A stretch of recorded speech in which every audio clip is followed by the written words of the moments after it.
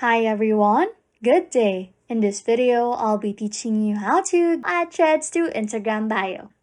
First things first, what you want to do is to make sure that your thread is in the same device and the same account. Since you won't have to do anything really for your threads to appear in your bio, it is guaranteed that your threads application badge will appear in your Instagram bio automatically. This works for threads too. You can also head to your Instagram when both of the application are linked.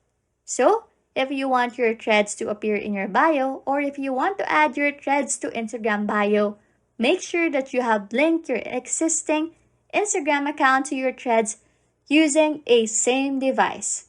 However, take note that due to the some issues about threads, your threads badge may sometimes not appear.